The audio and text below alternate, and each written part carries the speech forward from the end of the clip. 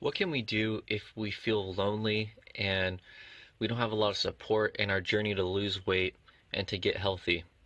And it can happen to all of us because sometimes we're surrounded by friends and family. We have people to hang out with, but we feel lonely because they don't have the same interests. They're not trying to pursue the same goals as we are when it comes to getting healthy.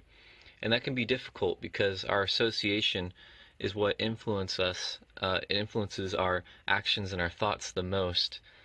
And so, how can we fix that? It can be tough sometimes, but here's a couple basic tips that you can try out for yourself to see if it might help with this lonely feeling. And the first step is really finding communities online, whether it's on social media or if it's on forum websites, YouTube, Instagram, Facebook pages, or different forum websites. And it takes a little time and a little research to find these, but there are so many different people, especially when it comes to weight loss and getting healthy. There's tons of groups of people who are pursuing the same goals and have the same interests and viewpoints that you have. And the key to taking advantage of these groups online is to make sure that you're really putting in effort to reach out to these people by messaging the other people, by adding comments to different videos or forums, and replying to people, asking questions. So it takes a little effort and a little time, but you can start to feel more a part of a community by interacting. And sometimes there's people who are looking for communities online, but they tend to forget to interact and to reach out. They only focus on taking in content, reading, but they don't really reach out to expand their friend group online. So that's just one little basic tip. Again, it takes some work, but it's worth the effort.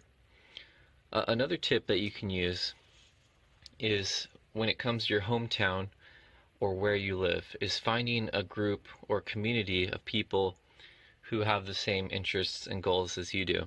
So that could be something like joining a gym, getting a gym membership, taking different classes, exercise classes. Um, Maybe there's different courses you can take in your community, things like that. Again, this is something that takes a little research, a little planning, but you want to do the same thing by reaching out to people, asking questions, and sharing experiences with each other, exchanging phone numbers, spending time together as groups. And by doing this, you can start to build your friend circle, your new group of people who think just like you. Again, it's easier said than done because it's not always comfortable for us to kind of exchange all the people we hang out with because we have a comfort zone, and it's tough to fight against that. When we've known people for years, we've had friends and family that know us very well, and we hang out with them all the time, which is great.